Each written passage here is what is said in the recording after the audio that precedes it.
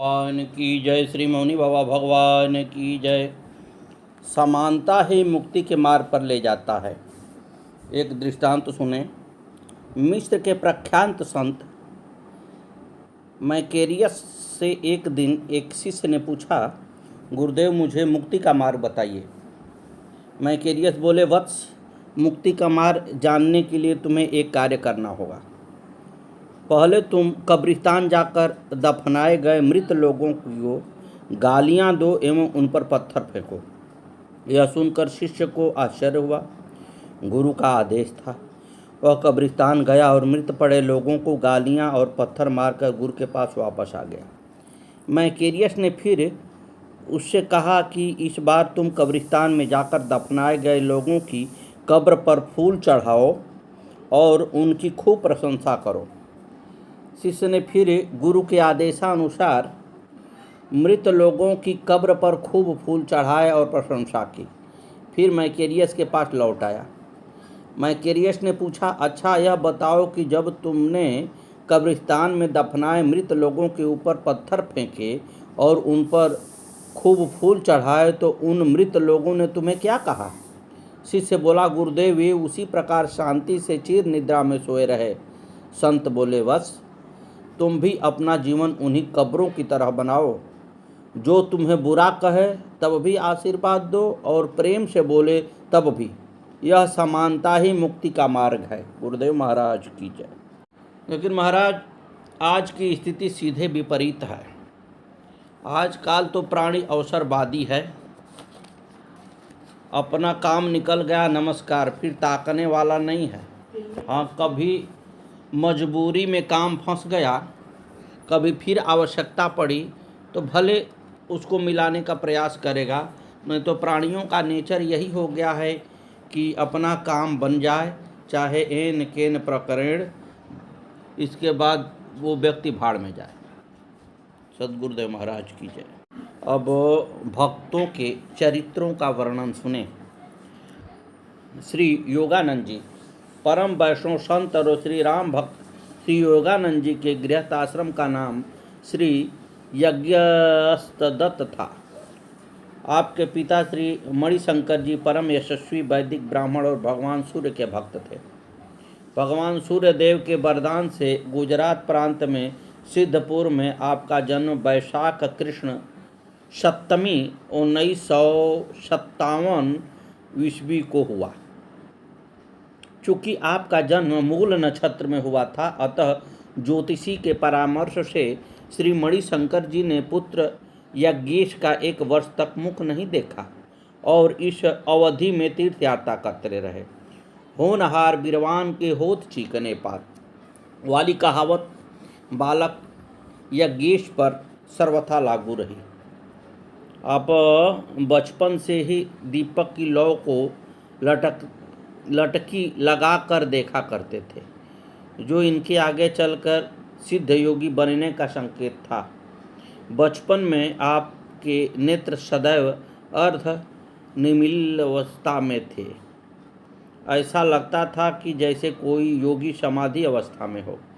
एक दिन पास के ही बगीचे में एक संत मंडली का आगमन हुआ। बालक यज्ञेश भी माता पिता के साथ संतों का दर्शन करने गए। संतों का दर्शन करने के बाद यज्ञेश के नेत्र स्वाभाविक रूप से खुलने लगे। 9 वर्ष की अवस्था में बालक यज्ञेश का यज्ञोपवीत हुआ और वे पंडित श्रीनाथ जी महाराज की पाठशाला में विद्या अध्ययन करने लगे। बालक यज्ञेश विलक्षण प्रतिभा संपन्न थे। उनकी अद्भुत प्रतिभा को देखकर श्रीनाथ जी ने उन्हें काशी जाकर विद्या अध्ययन करने का परामर्श दिया। बालक यज्ञेश ने गुरु उपदेश को स्वीकार कर काशी में पंडित श्री नारायण भट्ट जी की पाठशाला में न्याय वेदांत का अध्ययन करना शुरू किया। थोड़े ही दिन में आपकी गणना काशी के प्रतिष्ठित पंडितों में होने लगी। इसके बाद आप योग का अभ्यास करने लगे और इस क्षेत्र में भी आपको अद्भुत सफलता मिली और आप लंबी अवधि की समाधियां लगाने लगे। यहाँ तक कि आप 17 महीने तक लगातार समाधि अवस्था में रहे। काशी में ही आपका विवाह एक सुशील ब्राह्मण कन्या से हो गया और आपका गृहस्थ जीवन सुखपूर्वक बीतने लगा।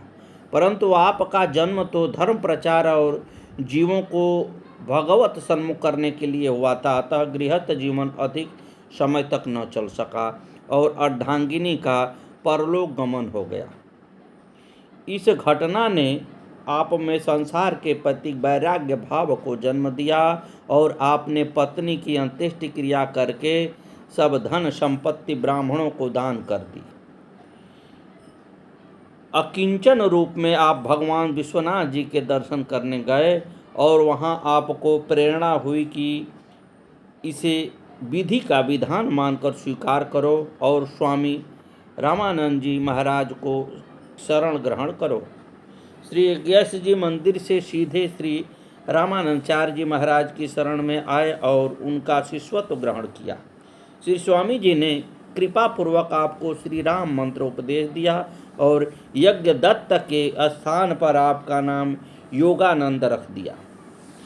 श्री स्वामी जी की आज्ञा से श्री अनंतानंद जी ने आपको प्रस्थानत्रय पर आनंद भाष्य का बोध कराया। सद्गुरुदेव भगवान की जय।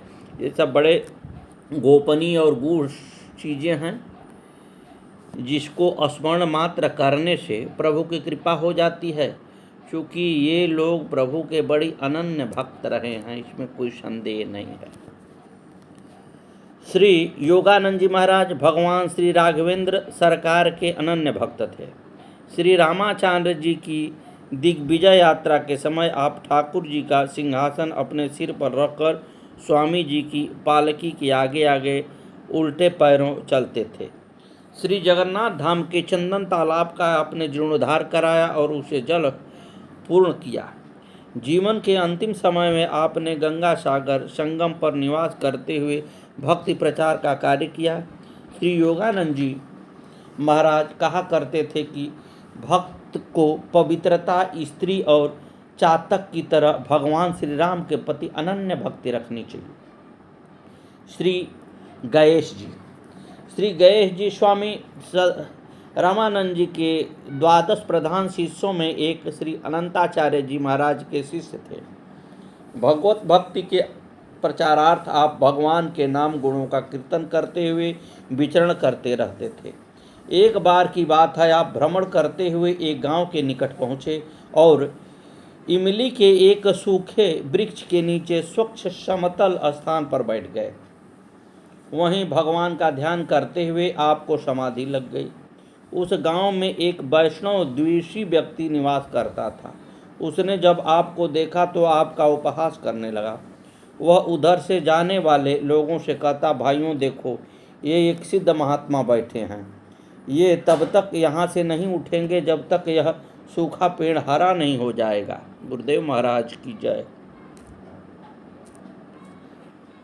इस प्रकार वह वैष्णव देशी व्यक्ति श्री यज्ञेश जी की हंसी उड़ाता था, परंतु यज्ञेश जी को क्या, वे तो निर्विकार भाव से अपने इष्ट देव के स्वरूप का चिंतन में मग्न थे।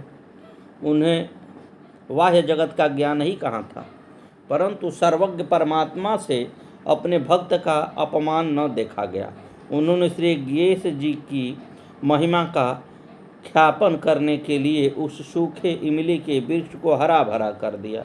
फिर क्या था, अभी तक जो जन समुदाय उनकी हंसी उड़ाने के लिए एकत्र हुआ था, वही अब उनकी जय जयकार करने लगा। अपने दाव को उल्टा पड़ते देख वह वैष्णव द्वेषी व्यक्ति क्रुद्ध हो गया। उसे लगा कि अब तो इस वैष्णव संत का प्रभाव जम जाएगा। उसने अपने तांत्रिक गुरु से अनुमति लेकर अभिचारक कर्म द्वारा श्री यज्ञेश जी पर मारण प्रयोग कर दिया। परंतु उस मूर्ख को यह नहीं ज्ञात था कि सच्चे वैष्णव संतों की रक्षा में भगवान श्री हरि का सुदर्शन चक्र सतत नियुक्त रहता है। उस दुष्ट का मारण प्रयोग श्री गणेश जी का तो कुछ नहीं बिगाड़ सका, परंतु उससे उल्टे उनके तांत्रिक गुरु की ही मृत्यु हो गई। अब तो वह बहुत ही घबराया और आकर श्री यज्ञेश जी के चरणों में गिर पड़ा। श्री यज्ञेश जी तो संत हृदय थे, तुरंत ही द्रवित हो गए और उसे अभय दान देते हुए उसके गुरु को भी पुनर्जीवित कर दिया। उनके इस प्रभाव को देखकर उस क्षेत्र का समस्त जन समुदाय उनका शिष्य बन गया। इस प्रकार आप वैष्णव धर्म का प्रचार प्रसार करते हुए सदा विचरण किया करते हैं। सद्गुरुदेव भगवान की जय। श्री कर्मचंद जी। श्री कर्मचंद जी अनंतानंद जी के शिष्य थे। आपके पिता का नाम धनचंद था। संत कृपा से व्यक्ति के जीवन में कितना परिवर्तन आ सकता है, धनचंद जी का जीवन इसका एक अनूठा उदाहरण है।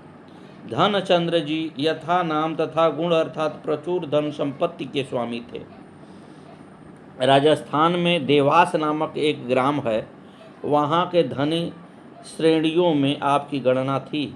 आपकी धर्मपत्नी परम भगवत का भक्त, उदार हृदय और संत सेविका थी।